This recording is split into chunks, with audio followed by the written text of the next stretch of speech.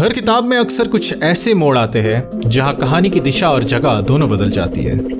Writers specifically location की details पर ध्यान देते हैं क्योंकि उनका मानना है इंसानों की तरह हर लोकेलिटी की अपनी एक यूनिक पर्सनालिटी होती है। इस परसेप्शन को तुम शायद ना समझ पाओ अगर तुम बचपन से एक ही स्टेट या लोकेलिटी में पले बड़े हो। अगर मेरा दिमाग आज किसी 6 साल के बच्चे की तरह एंथुसियास्टिक होता तो शायद मैं इसे बोरिंग का टैग देता, पर 5 लोकेशंस और 6 घर चेंज करने के बाद मेरा तेरे नाम के सलमान खान जैसी हालत हो गई है। यू नो, सरफिरा आशिक, ना घर का ना घाट का, शुद्ध हिंदी में रंडवा। नहीं, मुझे घर से नहीं निकाल दिया जाता था। Thank you for assuming it. Essentially मेरे लाइफ में कांड इज टू लैद का रेशियो बहुत कम रहा है। आधे से ज्यादा टाइम तो नेबर्स को पता भी नहीं होता। अरे, आपके घर में लड़का भी है? अरे देखिए ना, बाहर ही नहीं निकलता, क्या बोलूं उसे। अरे आंटी, आपने अपनी बेटी से नहीं पूछा क्या कभी? क्या? कुछ नहीं, मैं बस वॉक पे निकला था।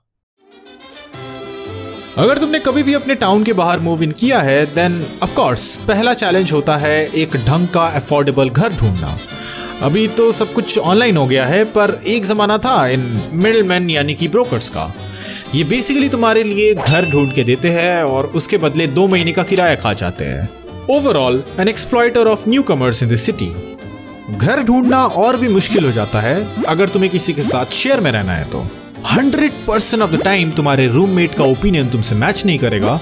And I specifically hate those people जिनके नखरे इतने भगदौड़ में भी खत्म नहीं होते।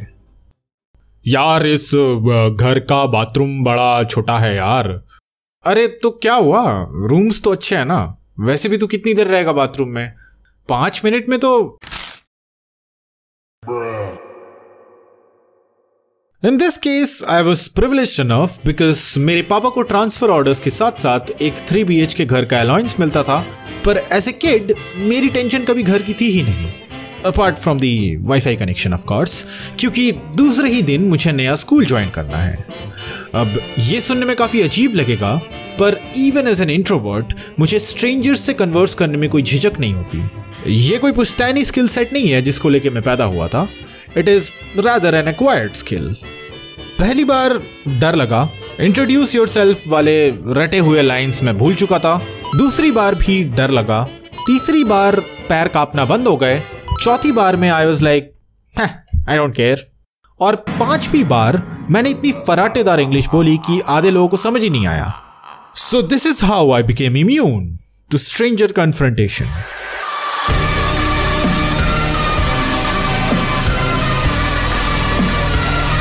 पहले कुछ हफ्ते you have to be submissive. पता है साला अपनी भाषा में गाली दे रहा है, पर इट्स ओके। धीरे धीरे यू मेक सम फ्रेंड्स, तुम उनकी बोली सीखते हो एंड ऑल द रूमर्स, किसका किसके साथ अफेयर चल रहा है वगैरह वगैरह। लास्ट स्टेज तक पहुंचते पहुंचते अब तुम खुद एक बुली बन चुके हो। And that's how you colonise people.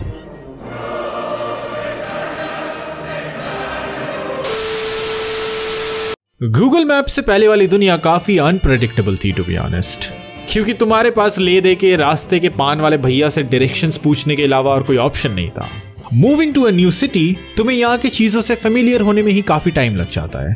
ऐसा पता नहीं कितनी बार हुआ है कि मैं बीच रास्ते में गुम चुका हूँ एंड फिर मुझे 2 घंटे लग गए 20 मिनट के लोकेशन को कवर करने में। ऑल्सो वो 30 सेकंड का awkward interaction with the stranger जिससे तुम लोकेशन पूछ रहे हो। Along with the language barrier, there's this constant anxiety कि कोई मुझे आतंकवादी समझ के जेल में ना डाल दे। I mean, that's the last thing that you want in an unknown city. It gets worse जब बात socializing या dating पे आती है। They'll be like, meet me at Tropical Dessert at 6:30 PM. And you have no fucking clue कि ये Tropical Dessert क्या है? A restaurant, a cafe, or is she calling me an actual dessert? अगर तुम कोलकाता या किसी टियर 1 सिटी के bubble से बाहर निकलोगे तुम्हें रियलाइज होगा पब्लिक ट्रांसपोर्ट पैन इंडिया में कितनी बड़ी समस्या है। I have been into states जहां पे लिटरली टैक्सी वालास और ऑटो वालास का गुंडागर्दी चलता है। सर, मीटर से 50 रुपये एक्स्ट्रा लगेंगे और आपके घर के पेपर्स, एंसेस्ट्रल प्रॉपर्टी और आपके 2 vital organs. Also travelling can be boring. Metros में रोजमर्रा की जिंदगी से फ्रस्ट्रेटेड अंकल्स के तुतु में और ओवर क्लिंगी कपल्स का चुम्मा चाटी किसी को नहीं देखना पसंद। Regional differences does make a lot of trouble. छोटी छोटी चीजें हर स्टेट में वैरी करती है। For example food habits. खाते वक्त अपना लेफ्ट हैंड यूज करना somehow it was offensive for a group of people। फिर कुछ ओवर रिलीजियस पीपल जिनके लिए नॉन वेज खाना was kind of a sin। There were people who were loud AF, ceremonial people, people who like rice and people who do not like rice। In spite of all this diversity, एक चीज जो मुझे common लगी in all these people was the habit of steering right from the beginning, जब furniture घर पे set हो रहा होता है, जैसे पता नहीं हम कौन सा इंटरगैलेक्टिक ट्रैवल करके आए हो इधर। Also lack of patience. ये जानते हुए भी कि ये शिफ्टिंग वाला ट्रक बस कुछ घंटों में इधर से चला जाएगा, they'll still behave like 6-year-olds। अरे ये आपके घर से ये ड्रिलिंग का आवाज क्यों आ रहा है तब से? रंगोली बना रहे हैं हम इधर, दिख नहीं रहा है क्या? I remember there was this one time जब हमारा ट्रक शेड्यूल से 2 दिन लेट आया था एंड हमारे सारे फिशेस मर गए थे during that duration. It was enough for my mom to freak out. She was like, इतना बड़ा अपशकुन, इस घर का वास्तु चेक करवाओ। इट्स ओके, सबके अपने अपने सुपरस्टिशंस होते हैं। शकुन अपशकुन का तो पता नहीं, पर ये सब देख के हमारा लैंडलॉर्ड / मकान मालिक बिल्कुल खुश नहीं था। My relationship with my landlord has been either of the 2 extremes. या तो एकदम ही मुझे शैतान की औलाद समझने वाला, या फिर रात के 3 बजे 2 पेग लगा के मेरे साथ अपनी बीवी की बिचिंग करने वाला। आज तो डिवोर्स दे ही दूंगा उस बड़े को। मैं अपने इस पूरे शिफ्टिंग जर्नी को किसी एक शब्द से डिफाइन नहीं कर सकता। There were good days, bad days, plenty of good buys.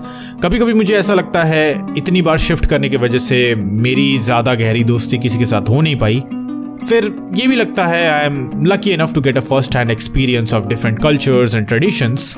Also मेरी हिंदी इतनी अच्छी नहीं होती क्योंकि हम लोग घर में बंगाली बोलते हैं।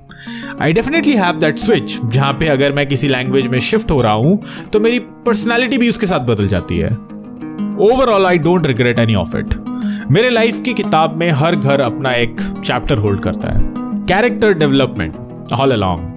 हर लोकेशन एक स्पेसिफिक सेट ऑफ मेमोरीज को ट्रिगर करती है and all these emotions adds up to my perception about friendships, relationships and life. जिस तरह एक चिड़िया अपना घोंसला बनाती है, हम अपने घर में अपना यूनिवर्स बन लेते हैं। मेरा सजाया हुआ डेस्क और वो दीवार में किए हुए मेरे स्क्रिबल्स, आज वो सब कुछ किसी और का यूनिवर्स है। It's so strange. एक ईंट का बना हुआ निर्जीव स्ट्रक्चर में कुछ लोगों के होने से जान सी आ जाती है, almost like a soul travelling through different bodies.